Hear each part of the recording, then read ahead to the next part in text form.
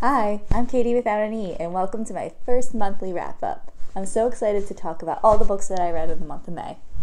I read a total of 6 books with 3 5-star reads, 2 4-star reads, and 1 3-star read, and 1 DNF as well.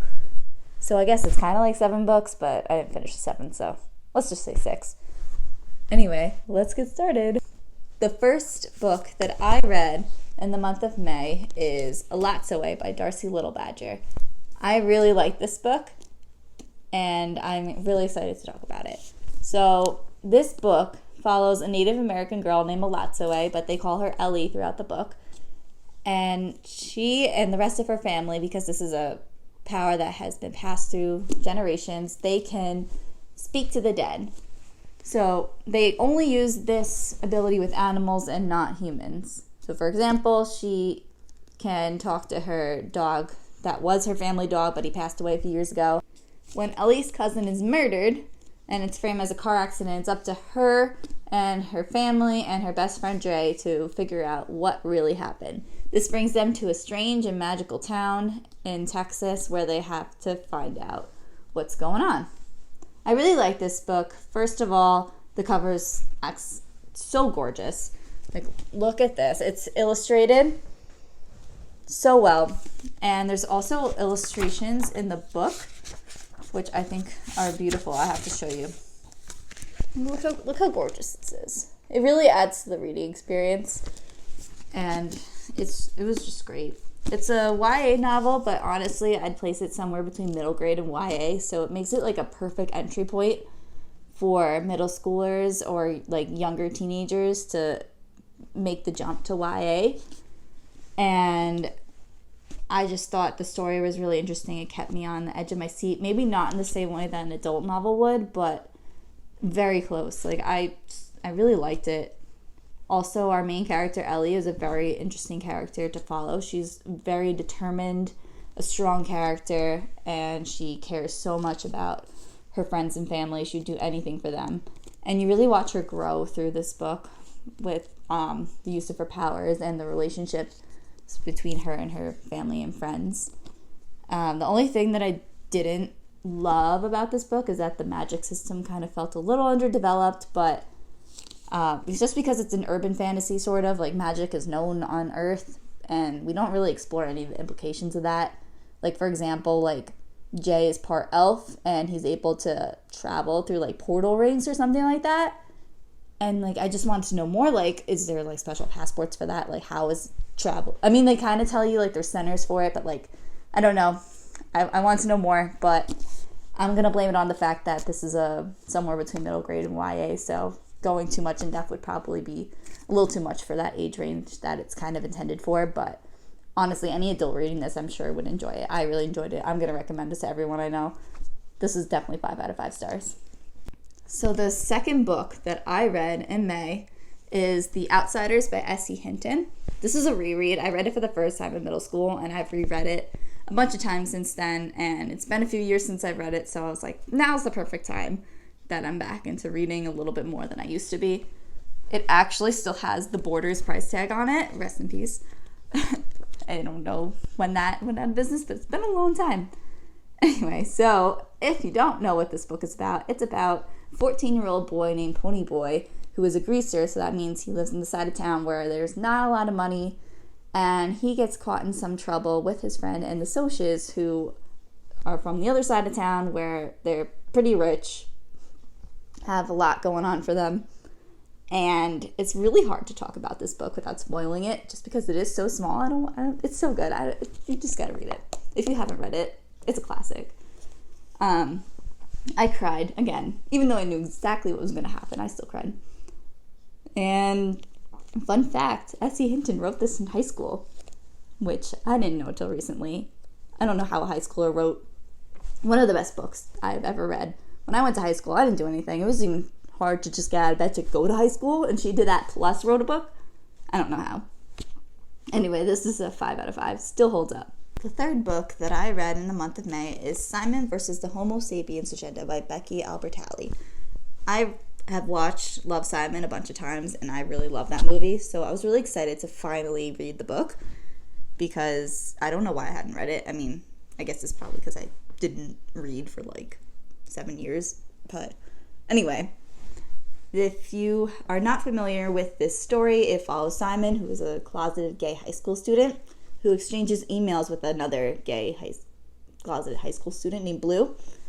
And it was a good reading experience. I really liked seeing how their relationship formed through their emails. It was very intriguing. However, I think I prefer the movie. I thought Simon was a more interesting character that we got to know a little bit better through the movie than the book, surprisingly. I felt like when big events happened in the book, that Simon didn't react very much. He just kind of, he did react, but it wasn't like a lot. Like something, like big things happened. He was just like, he reacted, but it wasn't like how I thought he would, and it just kind of put me off. I don't know. Also, his friends were just really annoying in the book. There was just so much unnecessary side drama that just didn't need to happen, I feel like.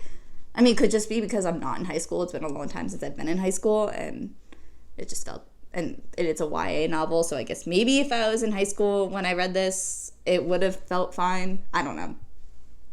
But Blue is still great. I love Blue. Stan Blue. I gave this 4 out of 5 stars because no matter what, I still really enjoyed the reading experience. The next book that I read in May is Jade City by Fonda Lee. This is the book that I actually DNF'd. I just couldn't get into it. I don't know.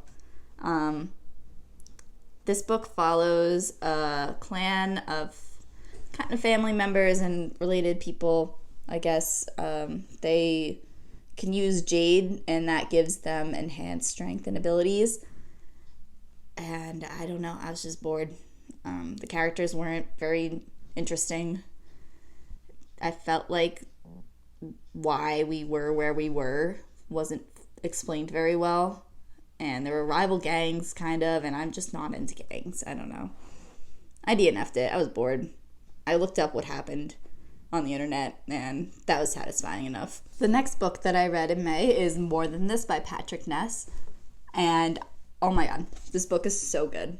Like, I very rarely ever see people talk about this on BookTube, and I don't know why. Like, I loved it. This is a YA sci-fi, and it follows our main character, Seth, who dies and comes back to life, which is just so interesting. And I just feel like as soon as I heard that, I didn't even, read the rest of the summary. I was like, okay, I want to read it. And he wakes up in a world that is our world, but not quite. So the streets and everything look familiar, but something's off. Like, there's no people. Everything's just different and overgrown and abandoned. And I don't want to talk about it too much because it's going to spoil it and ruin the fun.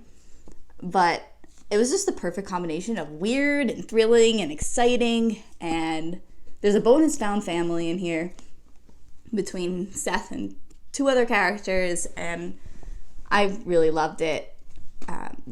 I gave it a 4 out of 5 stars only because it just felt like some parts of the ending came really suddenly.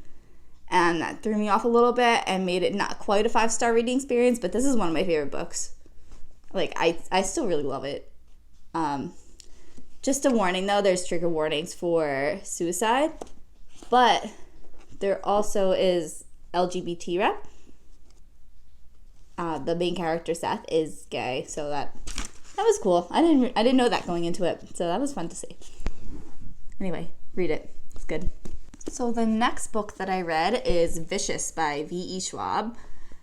Oh my god, I love this book so much.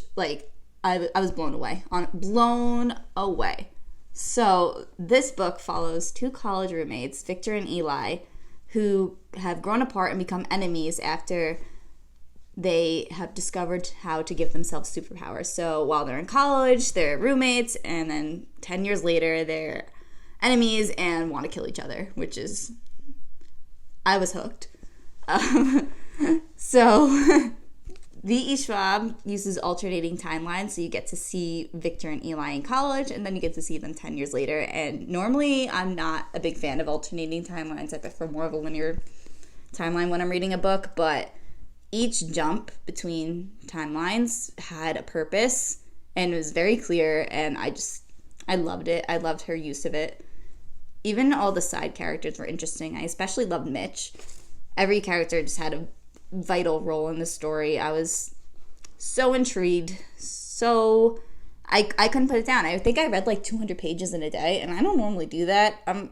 Normally I can't sit still that long, and this book. Anyway, even though both characters aren't necessarily good people, Victor and Eli, I found myself rooting for one over the other. I'm just really also into the anti-hero trope, and this was just perfect for me. I give it a 5 out of 5. There's no hesitation. It was really good. So because I loved Vicious so much, I just could not wait to read Vengeful by V.E. Schwab, which is the second book in the Villain series. And I was disappointed. It didn't hold up. It wasn't as good as Vicious. I didn't love the plot. I thought the new characters weren't that interesting. There was a lot of potential for it to be good, but I don't know. For example, we meet Marcella in chapter 1, and she had so much potential to be a really interesting character, and she just wasn't. Her motivations were very unclear. I mean, not unclear. They were clear. I just didn't like her motivations, I guess. Yeah, I don't know. It wasn't as good. I felt myself getting bored, even though it was supposed to be exciting. It just wasn't.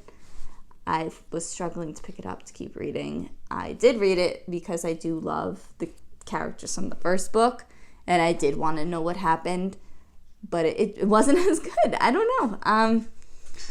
Yeah, also because we get all these new characters, it kind of put Victor to the side a little bit, and he was the character whose point of view I enjoyed the most.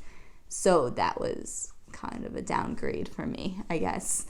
What I did like about this book a lot was that we got to learn a lot about Eli's past, which helped me and anyone else reading these books realize why he acted the way that he did in the first book, which I really appreciated. I thought that was so cool. But yeah, not as good. Not as good.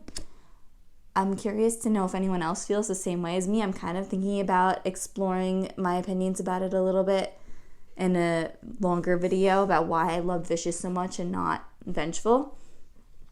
But yeah, let me know if that's something that you'd be interested in. And yeah, not as good. I gave it 3 out of 5 stars because it was set in the same universe as Vicious, which I really enjoyed.